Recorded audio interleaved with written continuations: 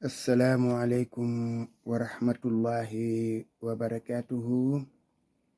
Mbokk yi ñu ñëwaat ak yéen ci waxtaan wu gàtt rek jëm ci réew mi ñu bokk ak diine ji ñu bokk ak valeur yi ñu bokk. mu mel na Jeux olympiques mooy fo moomu nga xam ni moom la ñuy def ci wàllu tàggat yaram te nga xam ni France moo ko moomee bii yoon.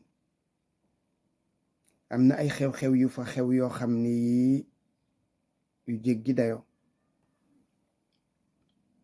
ci ubbite gi am na ay xeeti théâtre ak i woy yoo xam ni moom lañ ko ubbee. président de la république bu France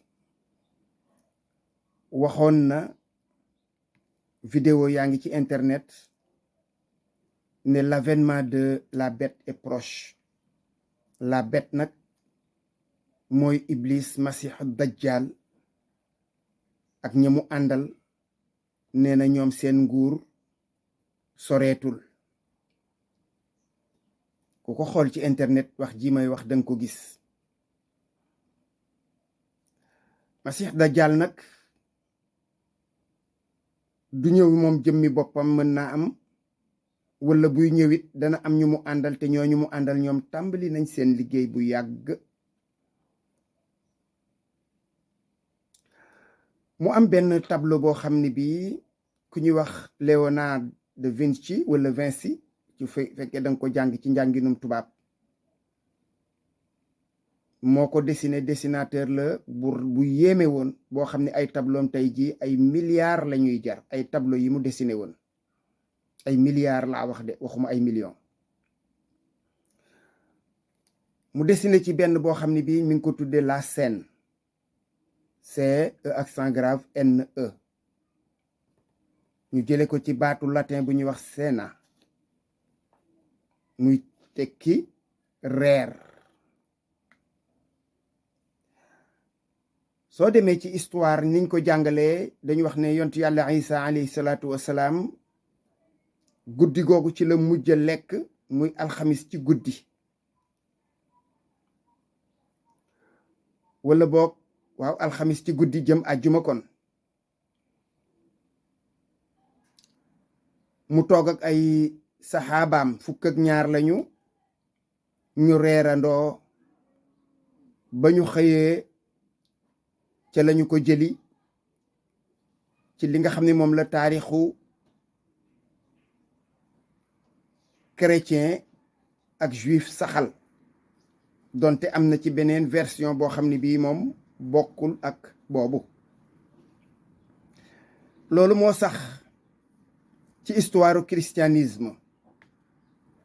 Léonard de Vinci dessiné ko, jublu woon ci kon am njàng ak njàngale ak yeete ak itam suuxat ay xol ci histoire yonte yàlla Isa alayhi salaatu wassalaam.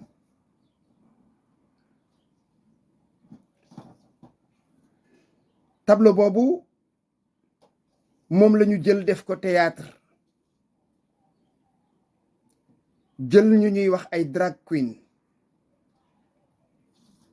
ci wàllu LGBT bi ngeen daan dégg, mu yëfi góor jigéen. góor lay doon wala jigéen ju solu comme loolu ñuy def ci taaja boon, léeg-léeg di sol yërey góor, jigéen di sol yërey góor, góor di sol yërey jigéen. ñuy fecc ka woy ak a defi yëf. kon mel na góor jigéen yi bokk ñoom ci histoire bet boobu, maanaam Masiixu Dajjal. mel na ñoom ñu ngi ne lijj ca mbirum loolee ñuy def ci France. mel na barke nag wàccu ca. bari na it ay jafe-jafe lool, ndax xëy na cosaanub yéene ba moo doon fexe ba góor jigéen yi am ca doole. kon yàlla wone na ci boppam loolu tubaab ay kuwaak. jafe-jafe yu metti am na ca, njaxasaan yu metti am na ca ba kub ba na mu war a demee, wala boog organisation ba na mu war a demee demewu ko. kon mel na ni histoire u àddina mi ngi dox li war a feeñ di feeñ kon mu am taxawaay bu mu laaj ci jullit ñi waaye laaj ñépp taxawaay. miime googu ñu ko doon miime jël ay góor jigéen ak i nit ñu bon ñu def jël photo boobu nga xam ni mooy le dernier repas du Christ ay góor jigéen di ko def di saboter yoonu chrétien loolu mooy Charlie Hebdo.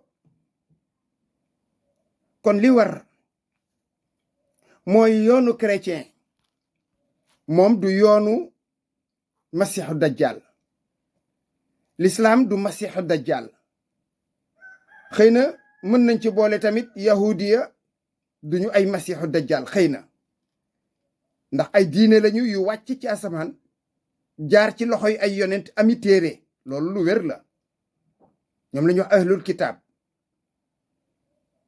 kon ñooñu yaakaar naa ne waroon nañoo mën a joxante loxo nag saa yoo xamee ne dem nañu ba masiix dajjal mi ngi bëgg a dellu si la ñu defoon ca Charlie Hebdo jullit ñi di xuñ ci seen karaw bu metti woon catholique yi ca jooja jamono wala chrétien yi ca jooja jamono day jaadu ci tey jii ñu mettit lu leen man de mettit dul naa ko man xaaruma ci it ku may mettit dul ci sama yëf waaye man lii ñu def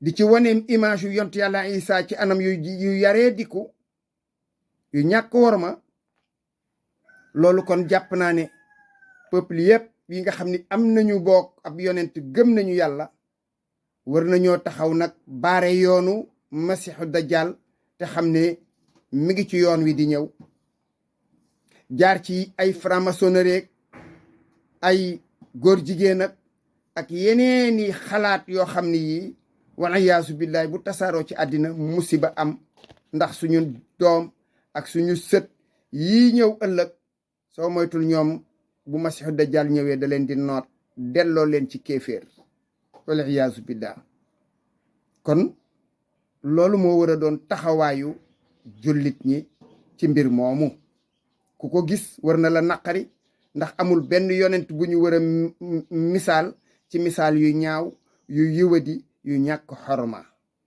ndax yonent yépp ñun ci lislaam bokk sunuy yonent lañu amul kenn kuñ ci seppi kenn ku ne ci yonent yi rek warma bi nga warloog muhammadu rasulullah sallallahu alayhi wa sallam warloo nga koog yonent yooyu parce que suñu boroom moo leen yónni tànn leen kàddu gi ma ci daaneelee dama koy wax ci baati français yu gàtt rek jëme ko kon ñi nga xam ni ñoom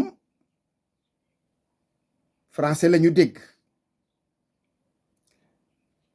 C'est pour dire à mes frères et sœurs en islam et dans d'autres religions que les événements récents de l'inauguration des Jeux olympiques à Paris ont montré des images indécentes qui retracent l'histoire de la scène, qui traduit dans la tradition chrétienne le dernier repas de Jésus-Christ, repas partagé avec ses 12 apôtres le soir du jeudi saint.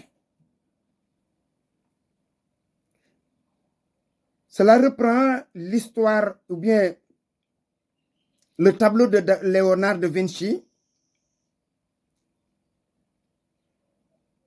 où Jésus-Christ est représenté avec ses 12 apôtres et cette scène a été parodiée lors de l'ouverture de l'inauguration des Jeux olympiques. Et cela a été fait par des drag queens. Drag queens, en LGBT, c'est des hommes ou femmes habillés souvent de façon extrêmement ou exagérément féminine. Donc, pour dire que les LGBT ont une large place dans ces jeux, comme pour dire que le monde bouge et reprendre les propos du président de la République française qui disait que l'avènement de la bête est proche. La bête, c'est Satan personnifié. Donc il est temps que ce qui s'est passé lors de Charlie Hebdo, les caricatures de notre prophète, de notre islam, de notre religion, il est temps qu'on évite que de tels événements se reproduisent. Lorsque cela s'est passé avec Charlie Hebdo, même des musulmans, notamment le président de la République du Sénégal, se sont solidarisés à Charlie Hebdo pour montrer leur désaccord, pour dénoncer le massacre qui s'en est suivi. Ces gens sont des pions manipulés par la bête. Et ça, c'est le président de la République française qui l'avait dit. Je viens de vous le citer. Donc, chrétiens, musulmans et juifs du monde doivent dorénavant marcher la main dans la main en préparation de l'avènement de la bête. Ainsi, tous ces événements se dérouleront sans blasphème, parce que ce sont les blasphèmes répétés, banalisés, qui vont céder place à l'avènement de la bête. Donc j'appelle tous mes frères de ce monde, toutes religions confondues, à se réunir autour de l'essentiel. L'essentiel, c'est le combat contre les ténèbres. Assalamu alaikum wa rahmatullahi wa barakatuh.